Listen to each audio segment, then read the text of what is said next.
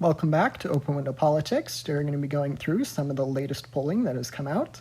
So as you can see here, we're on the 538 poll aggregator. This is who's ahead in the national polls. This is different than the official presidential prediction.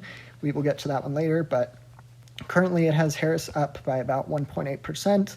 The polls have been mixed, but it looks like the majority of them, well, they're pretty split, but it's going to be a close election for sure. But the majority of the polls are nearly going to Harris.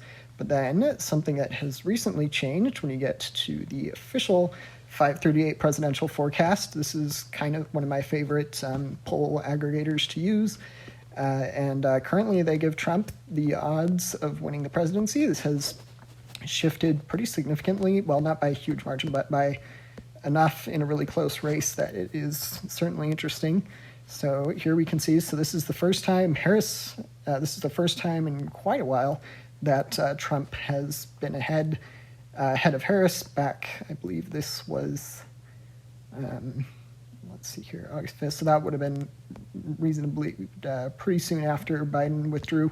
But anyhow, if pretty much all the time Harris has been ahead, but if we go back to these last few days, Trump has now taken the lead, and it is a narrow lead, I do want to point out, but nonetheless, he is winning 52% of the time. That means they run a model like about a bunch of times, and then we can look at the stats. So they run the model, and then they see that they break down of the states and the electoral college votes.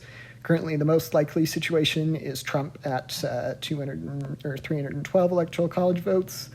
There are quite a few situations where that is the case, and there are, of course, some where Harris is the victor as well.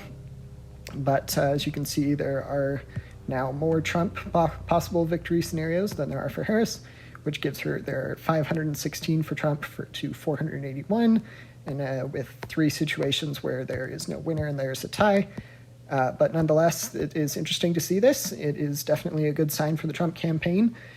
Trump was in 2016. He did not have the odds on the 538 model, but he was a 1-3 underdog and was able to still win the presidency. So now to have him be up, it is probably a good sign for the Trump campaign. When we get to the individual states, things look a little bit more interesting, as you can see here.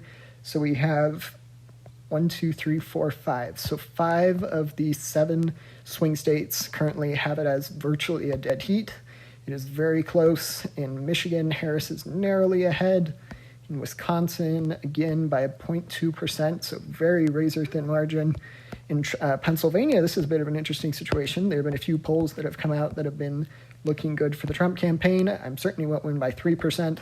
I do think that, but those have impacted this projection model, which gives Trump the electoral college edge in the state of Pennsylvania. And then in North Carolina, that one also says dead heat, but Trump is ahead by 0.5. In Nevada, it is probably a similar story, except for Harris, 0.5. And it is just really interesting to see how close this election is going to be. We'll have to see what happens, but according to the 538 forecast, currently this gives Trump the odds. And like I mentioned before, this has not been the case for quite a while, so it is certainly interesting to see what this will result in. Feel free to let me know if you have any questions, and don't forget to like and subscribe. Thanks. Bye.